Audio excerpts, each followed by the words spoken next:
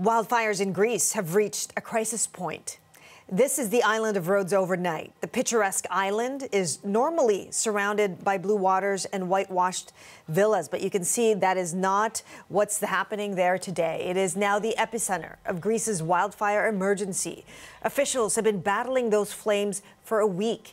The inferno has prompted evacuations of tens of thousands of residents and tourists.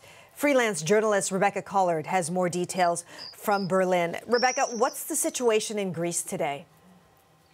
Well, Chris, those evacuations you just mentioned are ongoing. Residents and tourists being evacuated by land and by sea as these wildfires continue to rage. Now, of course, firefighters are on the ground trying to extinguish these blazes. We also have these water bombers over the last few days trying to douse these hillsides that are just engulfed with flames, Chris. The officials are now saying as much as 10% of that island of Rhodes may be on fire. Now, as water bombers from the sky try to put out the flames, there's actually residents on the ground in the last few days scooping buckets of water out of the sea and putting them into the back of a truck that has a big tank in it. That's how desperate people are to try to control these blazes and also to just try to protect their homes, try to protect their communities, and also, of course, try to protect all these resort communities which are so popular among tourists. And I'll just say, I think one of the things that has made these efforts so difficult is that you can imagine right now, Chris, because of the popularity of these islands,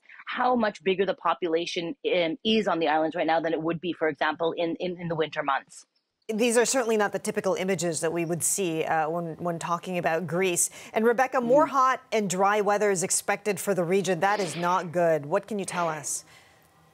Yeah, yesterday the Greek prime minister described what's happening in Greece as the country being at war with these fires, Chris. So that gives you an idea of how seriously they are taking this, what sort of a mobilization we've seen across these Greek islands. Because, of course, it's not just Rhodes, it's also Corfu and other islands that are popular among tourists. And also, it's not just Greece, right? This is also happening in Italy, in North Africa, in Tunisia, in Algeria. We're seeing these massive, massive wildfires. And the Greek prime minister this morning warned that there are tough days ahead. They're expecting more hot, dry temperatures.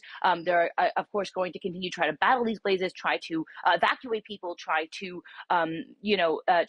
try to protect homes and villages and resorts. But it is going to be a very, very difficult position. The Greek prime minister also alluding to the fact that, obviously the planet is in crisis, but the Mediterranean has been one of the areas that has been really worst hit by some of these climate catastrophes, particularly wildfires in the last few days. So, there is some hope that on Thursday things could cool off and there could be some respite. But for now, Chris, really this dire warning from the Greek prime minister and these fires burning not just in Greece, but also in Italy, parts of North Africa, and really bringing Greece and these other countries to a crisis point, Chris. Yeah, and certainly happening right in this country as well. Thank you so much for that. Freelance journalist Rebecca Collard in Berlin.